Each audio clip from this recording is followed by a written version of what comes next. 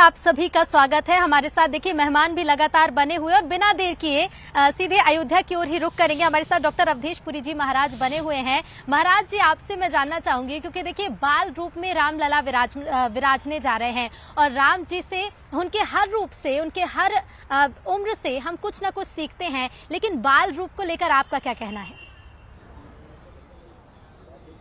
क्या दोबारा कहिए, समझ नहीं पाया मैं।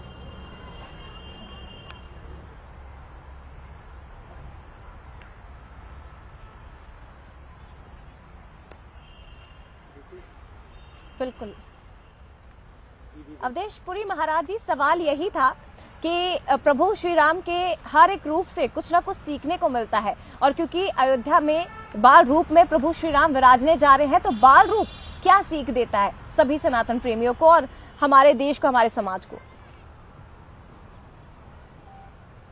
बंदो बाल रूप सोय रामू, सब सिद्ध सुलभ जपत जिसु नामू। रामचरितमानस में गोस्वामी तुलसीदास जी महाराज ने भगवान राम की वंदना का जब प्रश्न आया तो भगवान राम के बाल स्वरूप की वंदना की, और उन्होंने कहा कि बाल स्वरूप का स्मरण करने मात्र से हैं सारी सिद्धियां सुलभ हो जाती हैं, यानी सारी मनोकामनाएं पूर्ण हो जाती हैं, व्यक्ति के सारे कष्ट दूर हो जाते हैं, सारे पाप ताप संताप सब कुछ मिट जाते हैं। बालक का रूप इसलिए श्रेष्ठ है क्योंकि बालक जो होता है वह, उसकी भावनाएं एकदम पवित्र होती हैं, उसमें एक पवित्रता है, उसमें एक सहजता है, उसमें एक सरलता है, उसमें एक निष्पक्षता है। तो व्यक्ति अगर अपने जीवन में सहजता लाना चाहता है, सरलता लाना चाहता है, निष्पक्षता लाना चाहता है, तो उसको भगवान के बाल रूप से ये सब प्रेरणाएं लेनी चाहिए। ये सब शिक्षाएं बिल्कुल जो बाल रूप हमको देगा। सही बात है अवधेश पुरी महाराज जी कि प्रभु श्री राम तो मर्यादा पुरुषोत्तम है, एक आदर्श है हम सभी के लिए।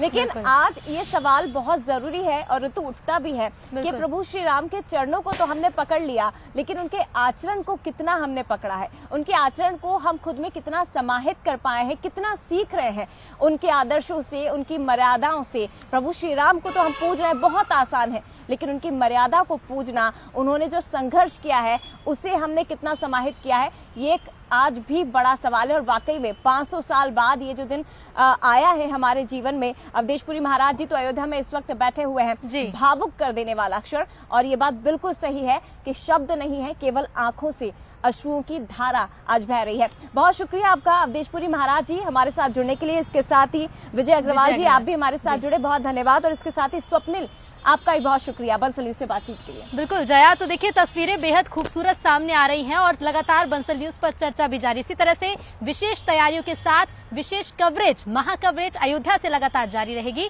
फिलहाल इस बुलेटिन में इतना ही। देखते रहिए बंसल न्यूज। नमस्कार।